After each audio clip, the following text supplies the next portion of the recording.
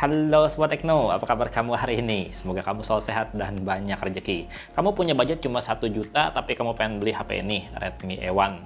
Tunggu dulu, jangan langsung beli kalau belum nonton video ini sampai habis, biar nggak nyesel. Karena banyak yang komen ya waktu saya unboxing ini, katanya nih HP ini kalau dipakai buat nonton YouTube Full HD itu lagging gitu, patah-patah gitu. Ya emang sih di harga 1 juta lebih dikit, HP ini performanya bener-bener diirit ya.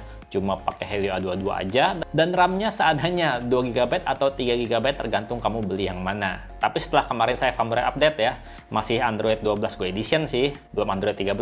HP ini tuh jadi berasa lebih lancar, lebih ringan, dan jadi punya fitur RAM expansion yang virtual RAM-nya tuh bisa lebih gede dari RAM aslinya. Dan waktu saya pakai buat nonton YouTube 720p aman lancar loh, nggak patah-patah. Iya sih, waktu nonton YouTube saya nggak di Full HD ya, nggak di 1080p, cuma di 720p aja. Tapi kan ini layarnya mentoknya maksimal di 720p aja. Kalau misalkan pakai Full HD ya mubazir, buang-buang kuota aja. Lihat nih, waktu saya nonton YouTube dengan resolusi HD 720p gitu, terus saya pindah-pindah, saya otak-atik videonya gitu ya, pindah-pindah video, lihat-lihat yang lain gitu. Tetap aman lancar. Kalau misalkan kamu mengalami HP agak-agak tersendat, kemungkinan RAM-nya penuh. Jadi kamu harus tutup beberapa aplikasi sebelum kamu buka YouTube. Wajar lah, yang saya punya ini RAM 2 GB. Kalau RAM yang 3 GB mungkin bakalan lebih lancar. Dan kalau mau nonton Netflix di HP ini, kamu nggak akan bisa nikmatin video kualitas tinggi. Cuma bisa standar definition aja atau maksimal 540p. Karena sertifikasi Whatfind-nya HP ini cuma L3, belum L1. Oh iya, ngomong-ngomong HP ini layarnya punya ukuran standar ya, 6,5 inch HD Plus dengan rasio layar 20:9, di mana layarnya tuh udah bisa banget diandalin untuk aktivitas baik di dalam ruangan maupun di luar ruangan.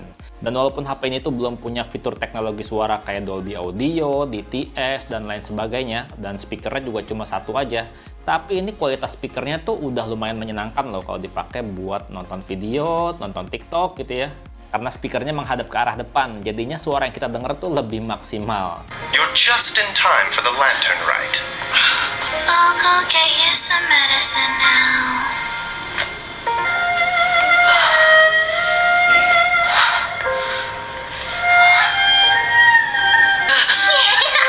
Did I scare you? Don't worry, this mask is to scare away monsters.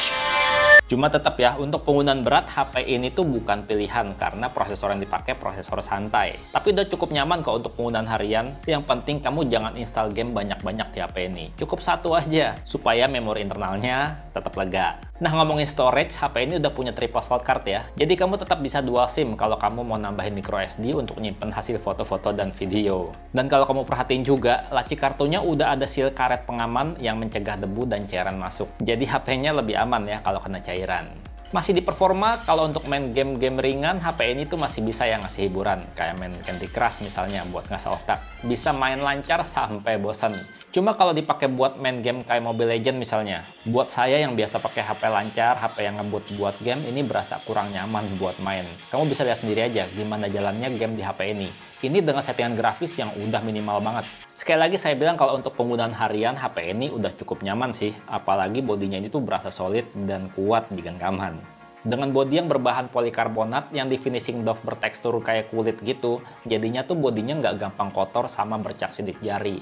Tahan goresan-goresan halus juga, jadinya lebih awet mulusnya. Bodinya juga masih ramping walaupun baterainya udah standar masa kini. Dengan kapasitas 5000 mAh, udah berasa awet seharian bahkan 2 hari untuk penggunaan normal. Cuma ngecharge-nya aja yang konektor chargernya masih micro USB. Padahal TWS murah aja sekarang udah pada USB-C ya. Kalau ngecharge baterai sih standar ya, untuk ngisi sampai 50% butuh waktu sekitar 65 menit. Tapi emang butuh waktu lama banget sih kalau pengen ngisi sampai 100%.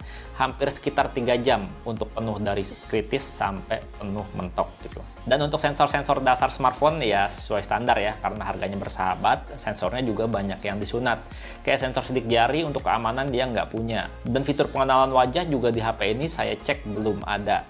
Sensor magnetik untuk kompas nggak punya, sensor gyroscope untuk fitur virtual reality juga nggak ada. Untungnya masih dikasih sensor cahaya. Jadinya sistem pencerahan layar otomatisnya tuh bisa bekerja dengan aman lancar. Kalau untuk sensor NFC tentunya nggak ada ya. Jangan ngarep ada NFC karena ini HP kelas harga cuma 1 juta aja. Infinix Smart 6 NFC harganya cuma 1 juta lebih tipis ada NFC ya. Dan kalau HP ini dipakai buat jadi navigasi penunjuk jalan ya, kalau pakai Google Map gitu, ini udah cukup bisa diandalkan sih, karena GPS-nya cepat dan akurat baca lokasi kita. Ya cuma kita mesti jalan dikit dulu untuk mengetahui kita tuh lagi menghadap ke arah mana di peta, karena HP ini belum bisa fitur kompas. Untuk sistem operasinya sendiri, HP ini menggunakan Android 12 Go Edition, stok murni, nggak pakai MIUI yang dipakai MIUI Launcher, cuma pakai MIUI Launcher aja, makanya berasa ringan. Ya tapi gitu, fitur asik khas merek HP Cina nggak ada karena ini Android murni. Dan di sini ada ya aplikasi Mint Tema yang saya kira tuh Theme Store gitu. Ternyata cuma shortcut untuk ganti wallpaper aja. Nipu banget nih.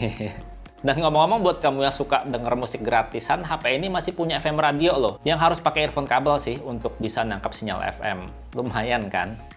Dan sekarang kita bahas bagian kameranya, yang menurut saya keberadaan kameranya ini cukup untuk memenuhi kebutuhan aja. Nggak ada yang spesial, ya cukup sesuai harga. Redmi A1 ini punya kamera depan 5 megapiksel bukan lensa kecil ya, f2.2.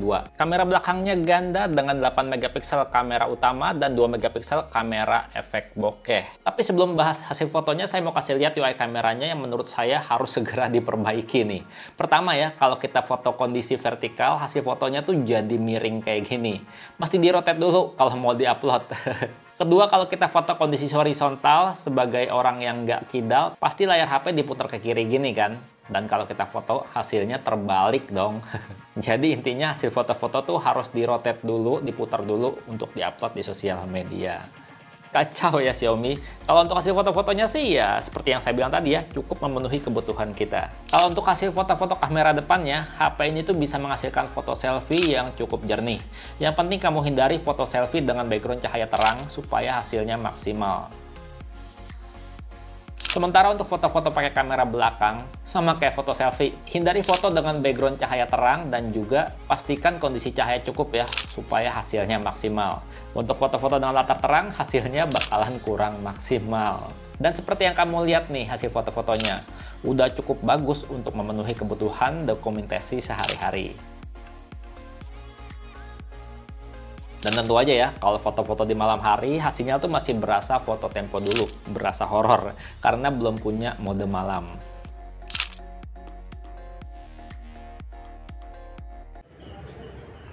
Untuk hasil rekaman video dari kamera depannya, kualitasnya kayak gini. Ada guncang-guncang ya. Wajar sih karena ini HP kelas harga 1 juta lebih dikit aja. Jadi kalau misalnya dipakai buat jalan kayak gini guncang-guncang, wajar. Dan ini banyak suara-suara gemerisik daun ya, karena lagi banyak banget angin. Kalau untuk kamera belakangnya sendiri kayak gimana? Yuk kita lihat. Sama aja sih kayak kamera depan tadi. Kalau dipakai buat jalan kayak gini, berasa berguncang. Dan seperti yang saya bilang tadi ya, kalau untuk kualitas suara kamu bisa nilai sendiri. Di sini lagi kondisi banyak angin, tapi ini lagi nggak terlalu kena angin ya, nggak ke expose. Tapi di sini banyak banget gemerisik daun gitu. Jadi bisa kamu nilai sendiri untuk kualitas suaranya kayak gimana. Nah terus kalau untuk masalah fokus, masalah detailnya kita cobain ya. Untuk masalah detail, kalau buat perekaman video ini asik banget sih. Udah cakep banget untuk kelas harga 1 jutaan.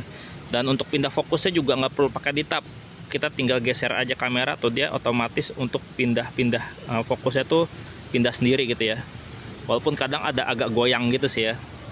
Untuk pindah fokusnya tuh. Berasa goyang. Tapi ini udah asik sih, nggak perlu pakai di tab-tab, tapi pindah fokus dengan sangat baik. Tuh. Dan detailnya juga cakep. Kesimpulannya dengan uang 1 juta rupiah kalau beli Redmi A1 ini ya cukup banget, nyaman banget dipakai buat penggunaan harian. Yang penting pastiin aja storage internalnya tuh cukup terjaga, jangan sampai kepenuhan.